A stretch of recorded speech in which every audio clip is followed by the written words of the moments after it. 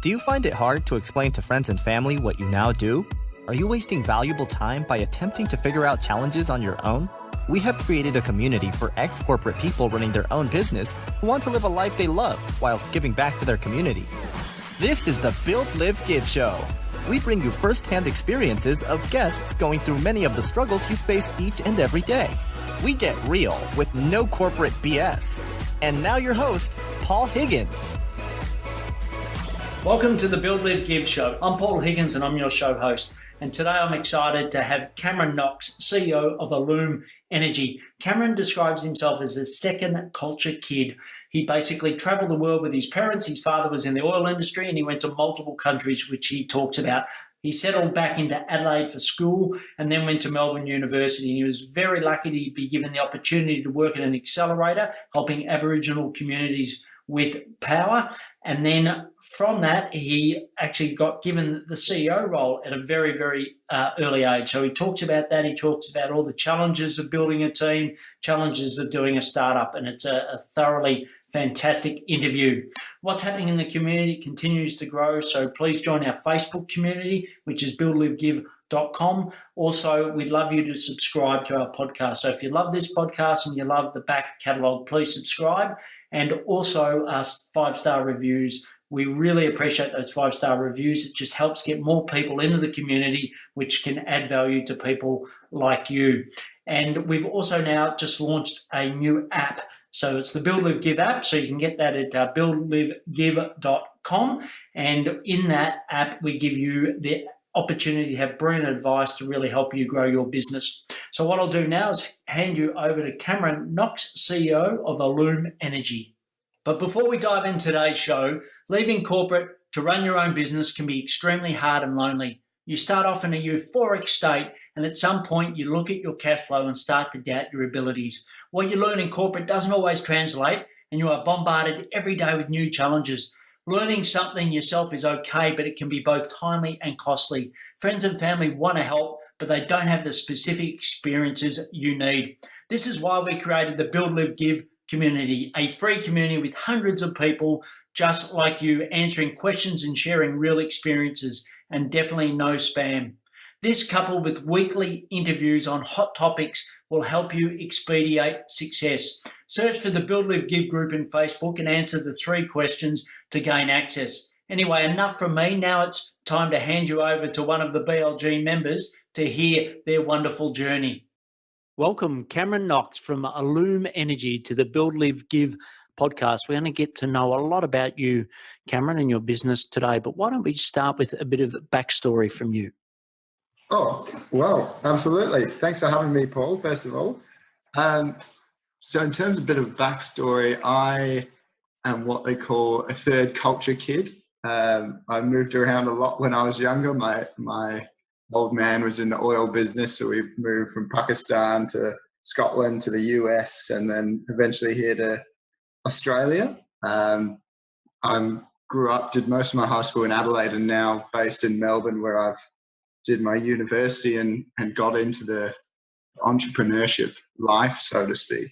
I really enjoy my life here. I've enjoyed my work here at Allume Energy. We're in the solar energy industry, and I expect we'll talk more about that in a bit. I'm really into my adventure sports and my surfing, my rock climbing, and that helps me get a bit of balance in my world between work and my hobbies. Great, and you moved around a lot. So sort of what age did you settle back in Australia? Were your parents originally from Australia? My parents are actually from Scotland. Okay. So I was born in the UK, and then I moved over to Los Angeles when I was pretty young, so about 4 years old, and then over to Pakistan when I was about 8. And then we were actually evacuated after September 11th from Pakistan, and we went back to Scotland, and then eventually came to Australia in 2003. So I developed the accent from there, and here we are now. Excellent. And I'm assuming your parents have still got that lovely thick accent? Yeah, they've got remnants of it for sure. I love meeting some Scottish people. I say, look, how long you been in the country? And they roll their eyes and go, I've been here 35 years. But it sounds like they've just left. Pretty stubborn accent once it sinks in. Yeah, yeah, and you talked about adventure sports, etc. But what else would your friends and family know about you outside of work that the BLG listeners wouldn't know? Well, I play the bagpipes, which is probably my most interesting fact that you wouldn't guess from meeting me. Obviously, that comes from the Scottish heritage, but I play in a bagpipe band, which is I really enjoy. The average age of the band is about 75, so I definitely bring it down a lot. But it's a good laugh, and that keeps me busy when I'm not in the waves or I'm not in the office. Excellent. Well, you're definitely the first person that's admitted to play the bagpipes. Admitted being the key word. Yeah, exactly. Brilliant. And sort of, you went through university. So what university did you go to? I was at the University of Melbourne.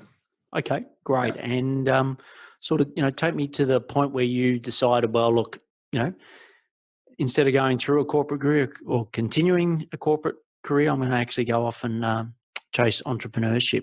Sort of take me to that moment and what were you or that time and what were you thinking at that time?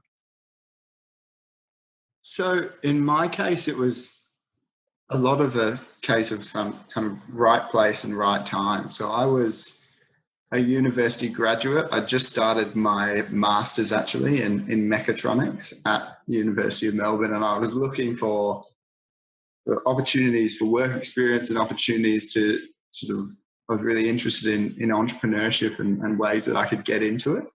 And this company came along who I had a link into, and I knew were looking for a technical guy. They were looking to bring solar affordably into Aboriginal communities, and that was something I was really passionate about. So I decided to apply for them, and I eventually joined up, and it was just three of us, and we worked on delivering this in Aboriginal communities, and that's what essentially became Allume. So we since then have moved into the apartment block market. We've got a more technical focus now. It was an amazing kind of transition for when I just joined as a university student, and a really steep learning curve in being plunged into this entrepreneurship environment. And then eventually our CEO actually went to work in Silicon Valley, and that's when I stepped up and became CEO. So within a year, I went from a university student to a CEO, which is a very kind of odd experience, and it was definitely a steep learning curve for me. At that time, we were in a program called the Melbourne Accelerator program, which was actually a program partly funded by the university. Takes alumni from the university who are developing an idea, or they have a business typically, and are looking to grow it. So that I really benefited from a lot of support from there, and built my capacity to be a CEO and run a company and scale a company. And that's where we're at now. Great. And just, take me to a couple of those really big challenges that you had when you first took on that role. What were they, and how did people help you get through them?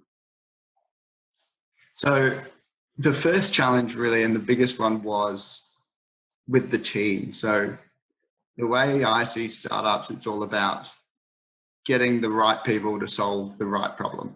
And at that time, we had some great people, really intelligent, really passionate, but unfortunately, just if you have good people, it doesn't necessarily mean you've got a good team. And that became a challenge as we started to build and started to grow. And as a result, we had to restructure people and change roles, because we had situations where people didn't quite suit their roles, which is really important. And it's obviously a fundamental aspect of any company, that people's skills and their intentions and their passion suits what their role entails. And that's something that we initially really struggled with. And I struggled with specifically as my role of kind of managing that team. Um, but what we managed to do from there is really create a culture of honesty where we're very open about what their role was, what they wanted to get out of the experience, where they wanted to go from here, what was this a stepping stone, or where they wanted to go. And that was really important in building the right team, which we have now, where we're all on the same page, we all have the same incentives, and we all are really passionate about doing what we're doing. And we did use a lot of the mentors and a lot of the community at the Melbourne Accelerator program to help us get to that. And we're all the team. Oh, sorry, you go, Cam. Oh, sorry. Yeah, I could talk about challenges for days. Okay, go. The other real big challenge we had, obviously, which was apparent from my experience, is that we were a young team. And by nature of being a young team, you do have a lot to learn. And we had the opportunity to learn from a lot of really great people. So we had a great bunch of mentors who we leaned on a lot. But my challenge was to really interpret well the advice that I was getting, understand that I was the person who knew most about the company, and that I was the person who eventually had to take ownership of the decisions. And that's a difficult thing to do, and really sort of coming to terms with that is really important, because it allows you not just to take any advice that comes your way, and allows you to really interpret it well and understand where their piece of advice is coming from, because everyone's advice is really sculpted by their own experience. So if their experience doesn't necessarily match what you're trying to do, then perhaps that advice is less relevant than you thought it was. And being able to understand that and make an informed decision is something that we had to improve a lot, and now we have. And once that's identified, and once you realise that that's a challenge, then it becomes far easier to overcome. Yeah, and can you think of any particular decision that was sort of, quite pivotal, where you did get advice, but you decided to go a different way than the advice you were given? Oh, there's plenty for sure. In one case, well, a big part of our troubles during that period, which I'm talking about, which was kind of as we were starting the business, as we were building it, and I'd just come on as CEO, we had a real problem where we'd been focusing on our Aboriginal communities, and we were finding it difficult to scale, just because it's very relationship based. It's important that you have a really good relationship with the community before you try and sell anything, essentially, which makes it very difficult just to kind of roll it out in a traditional startup sense. But the advice that we got really was to kind of can the whole project, so to speak, just to say basically, no, we're not going to finish this project. We're going to focus on this new area of the company, which was the apartment block side, and really run with that. Because I was really passionate about the Aboriginal community side, and I really wanted to kind of make good on the commitment we'd made to the community specifically that we were working with at that time, I made the decision that we had to finalise and implement and continue with that project. And in the end we did, and it did take us a lot of time, and it was a lot of work, but what that helped us develop, which later became apparent, was really some credibility that we actually could implement projects, and we could make things happen that we said we would, and we could prove the model that we were implementing. And so despite the sort of lack of focus that project created, and startups are really all about maintaining focus, it did provide some important benefit for us, and following through with that commitment was pretty important for Allume, and building that culture and building that brand as a company of a company who really does deliver on what they say they will. Excellent. Well, the next section we're going to go into is the build section, where you talk a little bit more about the current state of Allume Energy and your involvement in it. So when you go into a startup pitch, or you go into a networking event and people say, what's Allume Energy, how do you respond to that? What's your I don't like using the word elevator pitch, but what do you say to people?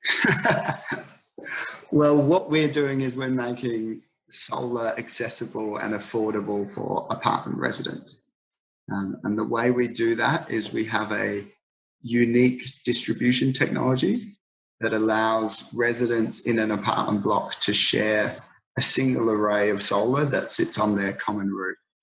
And the delivery model that allows that to happen is that we finance and we own the solar system that's on that roof, and then we sell the power to the residents at a cheaper rate than their retail electricity rate. So what we act as essentially is a little micro energy retailer that sits on your roof and sells you power at a cheap rate. So the resident benefits from cheap and clean power that they previously couldn't access, which is really important for us. So that's essentially what we do, and it's a combination of both service and a technology that allows that. And how did you get to the decision that apartments would be the right segment of the real estate industry that you'd go after? So as I've mentioned, we started with Aboriginal communities in that same model, where in that case the land council would finance and own the solar systems on their properties and then sell the power at about half the rate of retail electricity to their tenants, who were experiencing a lot of financial stress because of high electricity prices. So we started with that model in mind, and it was really a financial play. But what we found in standalone housing, if you have a solar system of any significant size, then you're typically only consuming about 30% of the power that's produced by that solar system. And as a result, the financier, in this case the land council who owns those panels, they're only selling 30% of the potential power that they could be. And so they're only getting 30% of the potential return on their investment that's possible. So we looked into ways that we could share this power, this excess power, sell that across the grid and things like this. But in the end, we just came up against a lot of regulatory barriers in that area. But what we saw in apartments was a great opportunity to share power, where you have a single roof, we have multiple users who can smooth that consumption of the generation. So what we did is we built a technology that allowed that to happen, because that was really the missing piece of the puzzle. So what this technology does is you wire a single solar system into it, and then it distributes power proportionally to the usage at that point in time. So if I've just got home, I'm in an apartment and I've chucked on my kettle, then I'll draw proportionally more from the solar than you might, Paul, because you've just gone out to work.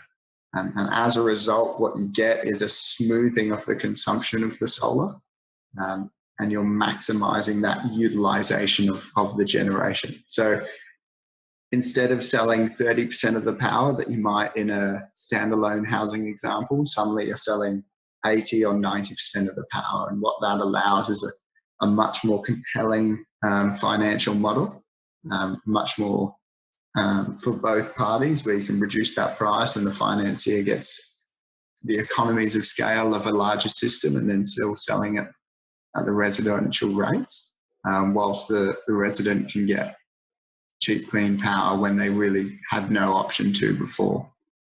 So that's kind of how we got to where we are now.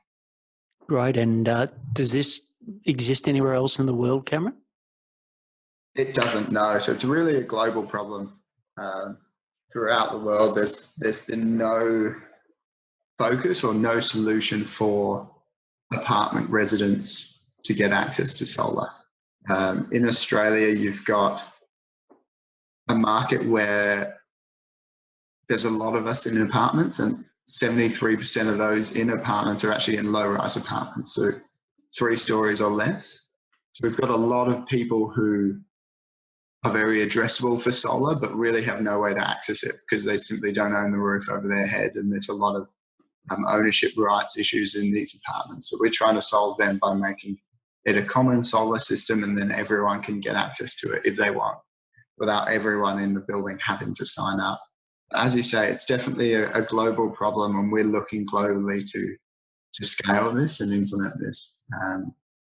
So it's really, for us, it's about understanding the regulations in these global markets and making sure that we have a good understanding of them before we start kind of dipping our toe in these markets. Sure, and there's a lot. I know for me, I'm building a house at the moment and sort of going through evaluating solar, and I think my assumption for the general population is that people don't really understand solar as well as they should. What are some of those misconceptions, and what could you share from your experience in the industry that the BLG community could benefit from? Well, the whole solar industry in Australia has been slightly tainted by just poor quality products. And as a result, there's a lot of customers who really don't trust solar companies, which is pretty reasonable. And it's also been, a lot of solar companies have been very reliant on rebate schemes. And what that means is, as these rebate schemes have fallen away, a lot of these companies have gone under. And that means that there's no follow-up maintenance work. There's no one you can call up to ask if your solar system's broken, essentially, which causes another problem and makes it less compelling an option. So for me, what I really want to do and what Allume is trying to do is build back the reputation of solar in Australia with good technology and good service. Which is something that's lacking across the energy industry, both in solar and retail electricity. But in terms of residential solar, it is, especially in Australia, an extremely financially compelling option. And I definitely encourage everyone who has their own property to put it on. The payback period is typically under 6 years, which is pretty compelling, seeing as these systems last for 25 years and upwards. So you're really going to save money, and it's a no-brainer if you have the opportunity to do so. And then if you're an apartment block and you typically don't have the opportunity, then you can give us a call. Excellent.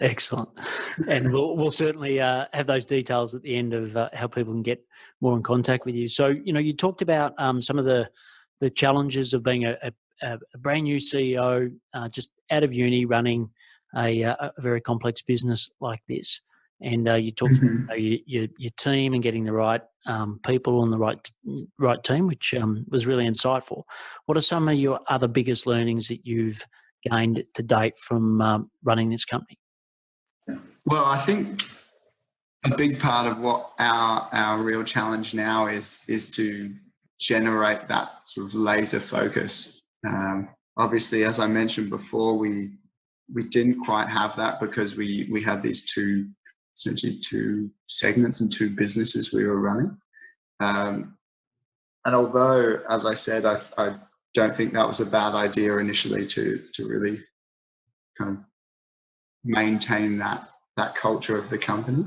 Now our real challenge is to create that focus, because in the multi-dwelling market there are a lot of segments. So you have your social housing, you have your large apartments, you have your small apartments, your developers, your architects, your solar companies who are selling into this market. There's a lot of different opportunities to get to market for us.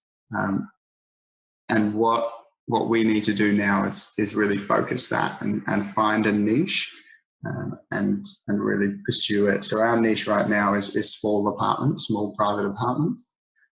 20 units or less is really what we focus on.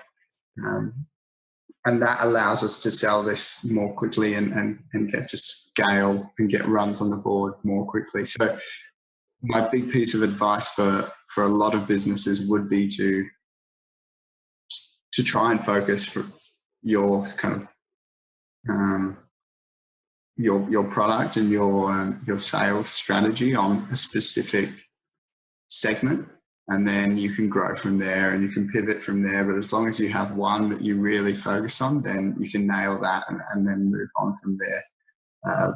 Obviously, in our case, there was difficulties with doing that from the get-go, but if you can, then I'd thoroughly encourage people to do that. Yeah, I think it's great advice. And, for me, I always look at the word strategy, meaning it's not necessarily what you decide to do. It's actually what you decide not to do, which is really important. So yeah, saying no is one of the most difficult things to do. Exactly. And especially when you've always got that pressure of, getting cash flow and getting clients, especially at startup stage. So I know how difficult it is, but I think you're right. If the more specific you can get, it just has economies of scale. You get that snowball rolling, and then you can get some real momentum. And some of the biggest challenges that you face today, what are some of the biggest challenges you face continuing to roll that snowball? Well, in the multi-dwelling market, the biggest challenge is engaging a lot of people at once. So the nature of selling into apartments is you have one project, but you have multiple stakeholders in that project. And you might have a few people who are very passionate about getting access to solar, but then there's a lot who really don't care, or they're not there for a long enough period of time and things like that. So what we've developed is a model where everyone can care, and you don't have to pay anything up front. You just get cheap power. It's easy to sign up. There's no obligation to. But even with that model, it's very difficult to engage everyone and make sure that everyone's pushing it forward and that we can sell this rapidly. So that's the biggest challenge for us, and the way that we combat that is really through a clear system that works through our webpage where people can sign up, and it's very there's a lot of clarity in terms of what they're getting, and we're very transparent about the terms and transparent about the pricing, and then they can always see how the system's performing, how much they're paying, and how much they're saving as a result. And that transparency kind of helps that engagement a lot. But there is, by the nature of selling in these multi-dwelling properties, multiple stakeholders to engage, and that's our biggest challenge for sure. And it's still something that we're in the process of solving. Yeah, and what's the impact of that? So if you're not, selling at the rate that you forecast, what's the real impact of that? Well, the impact of trying to engage everyone is just your cost of acquisition goes up. You really want to make it a seamless process where you can just sign people up, and it doesn't take much effort from yourself. Obviously, initially there's always quite a lot of effort in your sales cycle, and that's pretty common in startups, and you look to optimize that down the track. But from the get-go, you really want to make sure that you have a strategy for minimizing that sales cycle and minimizing that sales load and reducing that cost of acquisition. So the challenge of, well, the result that occurs when you're unable to engage everyone is that you just increase your cost of acquisition, which is kind of a really important, possibly the most important metric in your company. Excellent. So the next section is the live section. So this is where we find out a little bit more about your daily habits that make you successful. So just tell me, what are some of those key habits that you do every day to make you successful? What do I do every day? I ride to work and from work, which I find a really important part of my day in terms of kind of both clearing my head when I'm coming home, and also I'm engaging my brain when I'm on my way to work. So that's an important part of my day. I also like to get outside at least once during the day as well. So I go for a walk at lunch, or down to get a coffee or something like that, just to kind of get out of the office air, so to speak. for me, that's really important. Often some people are quite happy kind of really getting stuck in and digging away in the office all day, but I do like to get outside, and that the cycling to and from work is an important part of that. The other thing I really like to keep regimented is that I don't like to work when I'm not at work. I like to, and then the other side of that coin is when I'm at work, I like to work. So there's no distraction, and as soon as I'm at that place of work, then I know that this is what I do, and I have no kind of distractions or kind of desire for distractions, because that's always what I've done at that place. And then as soon as I go home, I can switch off for a moment. I do have keep my phone on me, so do sort of take calls and send the occasional email, but I don't sit at work and kind of really nut things out. I like to do my big thinking whilst I'm in the office, and then switch off when I get home. And that really allows me to kind of de-stress and think more clearly and become more productive whilst I am really engaged.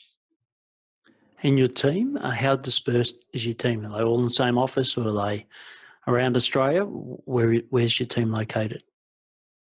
We have 3 full-time at our office, and for me that's really important because I like to touch base with them every day, and we have a little team meeting every morning and just kind of chat about what we need to do. It's really short little stand-up session. I find that really important for generating both that productivity, but also a bit of company culture, and people enjoy kind of chatting and bouncing ideas off each other. We do have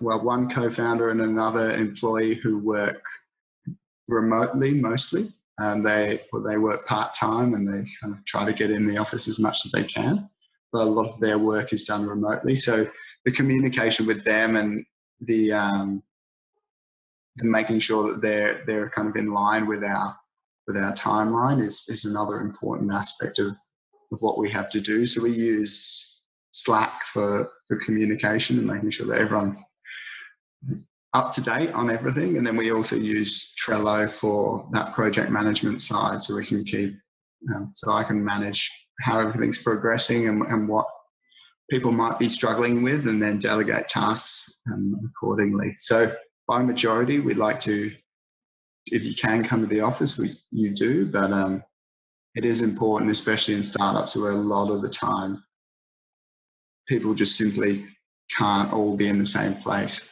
You might not have a space where everyone can meet, or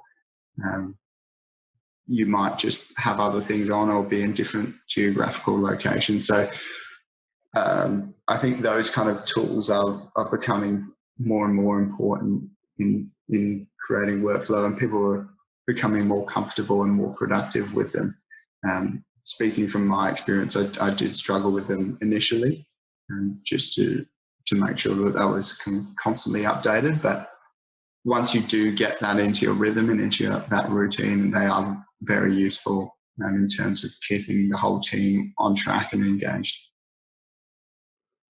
Yes, and look, my team and my suppliers, I suppose, are spread out throughout the world. And, we use a platform called Podio, but similar to Slack and Trello, it's sort of a combination of, and it's just so critical to do that. And I think also, the Messenger and the Messenger bots that are coming out to make it a lot easier for customers as well to communicate and not be an email, I think is really, really important. Brune, so the next section is the give section, and this is where we talk about a cause or causes that you're passionate about. So what are the causes that you are personally passionate about that you'd love to share with the BLG listeners? Well, in terms of the causes that directly brought me into Allume and brought Allume to fruition, I think that energy poverty cause is something I'm really passionate about, especially in vulnerable communities. So we're trying to work a lot with social housing, and obviously worked with Aboriginal communities in the past, just to make sure that people aren't being trapped by really high electricity prices, essentially, and allowing them to be a part of these new age energy systems and save money through them, like owner occupiers can, and also generating that understanding and that education of their energy and how they can save money and how they can use less. I think that's a really important cause that Allume is essentially built on. In terms of other more personal causes, my family and myself, we do donate to a few charities. Both the most local one here is Engineers Without Borders, who work a lot with university students and helping them generate some social awareness in their engineering and their design, and then eventually sort of bringing that into fruition in sort of vulnerable communities, both in Australia and overseas, and also developing entrepreneurship in developing countries. So they work a lot in Indonesia and Cambodia to develop young local entrepreneurs, which I think is really important, where you have that local element, because those are the people who really understand what's going on, rather than just a Westerner coming in and trying to solve a problem they don't really understand. So that's one of them. And then another one is Deworm the World, which is a very good one to sort of create large impact and quite easily. So they're really solving the problem of parasitic worms, specifically in Africa, which are causing an enormous amount of poverty and mortality. So, and it's a very curable condition or prevention. So we like to support them as well. And then WaterAid, who are working a lot in Southeast Asia to provide clean water to vulnerable communities. So those are three that we personally support on a regular basis, but there's obviously a lot of other ones that are doing equally good work out there. Well, the next section and the last section is the take action section. So this is where you talk about some specific things that make you productive and help you to continue to keep the snowball rolling. So I'll just ask you some quick questions, and then you can give some answers. So the first is your number one personal productivity tip. For me, probably get a good night's sleep. Some people are extremely impressive at operating without a lot of sleep. I'm not. I'm pretty hopeless without sleep. So my personal one is I've got to get a good amount of sleep, otherwise the next day is just not worth its while, and I really have low productivity for me. And I think that's pretty common across the board. So having that regimented and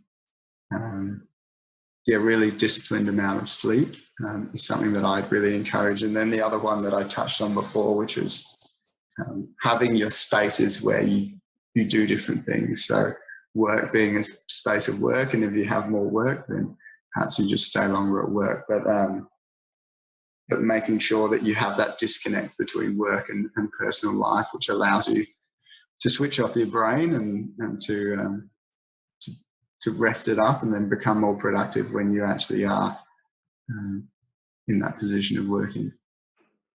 Yeah, and when I worked for a company called Franklin Covey, I don't know if you've ever heard of the 7 Habits of Highly Effective People. Oh, yes. Yeah. I think I've actually seen I think you shared that with me. Yeah, so look, it's a fantastic book.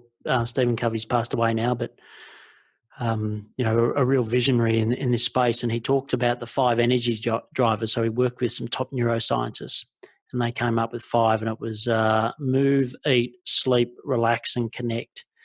And I think you're dead right. And they talk about when you first go, or when you go to a doctor, the first question they should ask you is how much sleep you're getting, because a really good sleep pattern can make a material difference to your mental and physical well-being.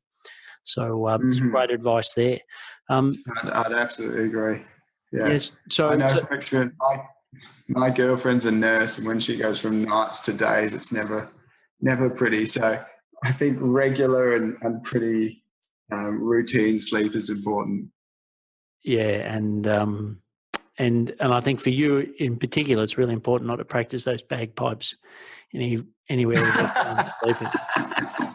Yeah, midnight bagpipes are never that popular. No, we ran a conference once where we had to get people up really early. So I'm thinking, what could we do? It was about 200 people, and we actually got some bagpipes in, and they played at 5:30 in the morning through the corridor. And yeah, we weren't too popular, but it certainly got everyone up. So it's funny when you mentioned it before. Yeah.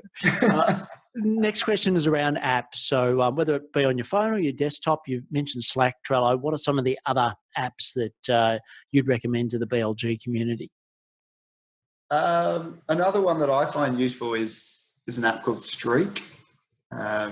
So that's a plug-in to your Gmail, and it allows, it's both a CRM, so you can manage your emails and manage your customers and your pipeline through that, but also it allows you to see when people have read your emails, which is quite a handy thing to have. And it also allows you to schedule your emails. So if you're sending out a lot of emails perhaps on a Friday night, and you know that you want it to be the top of their inbox Monday morning, you can schedule it for 8:30 Monday morning instead, so it sends out then. So those kind of features are very, very good for that as well.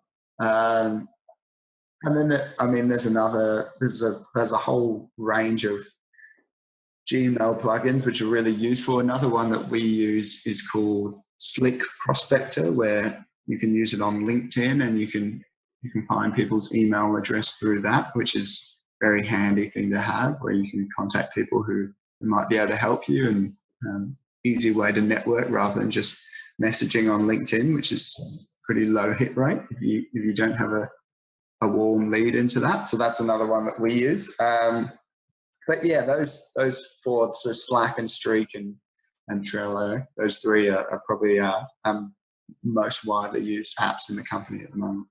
Great. I actually had a meeting with the founder of Slick Prospector this morning. They're launching another product and wanted some early adopters to give them some feedback on their product. So yeah, we use that, and Clearbit is another one that I find really good for finding email addresses as well. Next is podcast and books. So firstly, podcasts. Other than the BLG podcast, of course, what other podcasts do you love to listen to? Well, I was going to say the BLG. To be honest, I don't actually do much podcast listening, but there is another one that I do listen to on a regular basis for sort of keeping updated in the strata community and sort of the space that we're operating in. That's called Your Strata Property, but that's really focused on the multi-dwelling space and exactly where we're working. So I'd encourage everyone to find their own podcast in the space that they're working on, just to kind of keep updated on the new events and new technologies and new possibilities in that space, and that really helps us to make sure that we're updated on what's going on. But in terms of other ones, to be honest, I don't actually engage that much, but definitely the BLGs are an absolute ripper.